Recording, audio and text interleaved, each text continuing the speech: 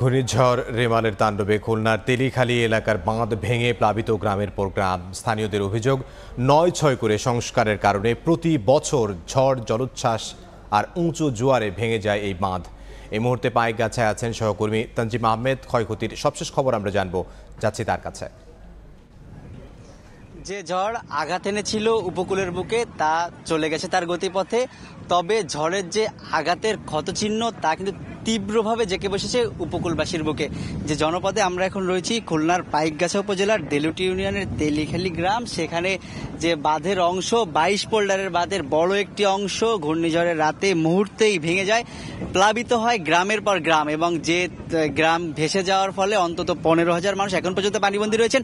সেই মানুষেরাই কিন্তু স্বেচ্ছাশ্রমে নির্মাণের চেষ্টা করছেন তাদের এই যে বাঁধ, সেই বাঁধটি, এবং এই বাঁধের যে আমরা দেখছি বাঁশের পাইলিং দিয়ে তার মাটি দিয়ে এখন অবশ্য গতকাল থেকে যে ভেকু মেশিন আছে সেই মেশিন দিয়ে আসলে তারা বাঁধ দেওয়ার চেষ্টা করছে, এবং হাজার হাজার মানুষ কিন্তু স্বেচ্ছাশ্রমে চারিপাশ থেকে ট্রলারে করে এখানে এসেছেন। আসার তারা এই যে বাঁধ, সেই বাঁধটি মেরামতের চেষ্টা করছেন। অর্থাৎ এই বাঁধটি মেরামতের সাথে তাদের আসলে অস্তিত্বের সম্পর্ক, যেহেতু এখানে এই বাঁধ যদি ভেঙে যায় প্রতিবার তারা নিঃস্ব হয়ে যায়। তাদের যে ঘর বাড়ি আছে ভেঙে পানিতে প্লাবিত হওয়ার পাশাপাশি ঘেরের যে মাছ সবকিছু আসলে কিন্তু ভেসে যায়।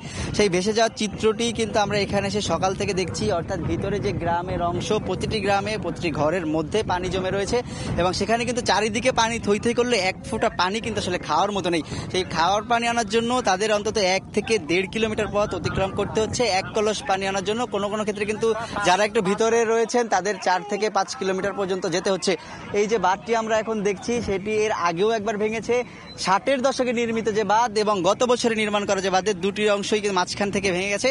এর ফলে স্থানীয় যে গ্রাম রয়েছে গ্রামগুলো প্লাবিত হওয়ার ফলে মানুষজন গত 4 দিন ধরে এই বাঁধটি নির্মাণের চেষ্টা করছেন নিরলসভাবে, এবং তারা কিন্তু আসলে বলতে হবে এখন পর্যন্ত অনেকটা অভুক্ত শুকনো খাবারের উপর তাদের নির্ভরশীল থাকতে হচ্ছে। আমরা সকাল থেকে যাদের দেখেছি এখানে তারা স্বেচ্ছায় শ্রম দিচ্ছেন, কেউ মুড়ি খাচ্ছেন, চিড়া খাচ্ছেন খুবই স্বল্প পরিমাণে, এবং যে পানি সেই পানিটিও কিন্তু তাদের খাওয়ার মতো নেই। এরপরও তারা এখানে এসেছেন, তারা কাজ করছেন সবাই দলে দলবদ্ধ হয়ে কাঁধে কাঁধ মিলিয়ে, কারণ এই বাঁধের সাথে তাদের অস্তিত্বের সম্পর্ক, এই অস্তিত্ব যেন বিলীন না হয়ে যায় সেজন্যই কিন্তু তাদের আসলে এই চেষ্টা। তবে তাদের একটি দাবি, এবার তারা অভিযোগও করেছেন স্থানীয় যে জনপ্রতিনিধি থেকে শুরু করে পানি উন্নয়ন বোর্ডের যারা কর্তা ব্যক্তিরা রয়েছেন তারা কিন্তু তাদের বারবার তাদের আবেদনে সাড়া না দিতে এই ধরনের ক্ষতির মুখে তাদের পড়তে হচ্ছে, এবং স্থানীয় জনপ্রতিনিধিরা তাদের সাথে আসলে এই যে সহযোগিতা যে মুহূর্তে সবচেয়ে বেশি প্রয়োজন সেই মুহূর্তেও কিন্তু তাদেরকে তারা আসলে পাচ্ছেন না। যদিও সকালে পানি উন্নয়ন বোর্ডের ঊর্ধ্বতন কর্মকর্তা যারা আছেন তারা স্থানে পরিদর্শন করেছেন, তারা বলেছেন নতুন করে আসলে বাঁধ নির্মাণের জন্য যে ধরনের উদ্যোগ নেওয়া প্রয়োজন সেই উদ্যোগটি তারা নিচ্ছেন। তবে আসলে স্থানীয়দের দাবি যে কোনো মূল্যে তাদেরকে যেন আসলে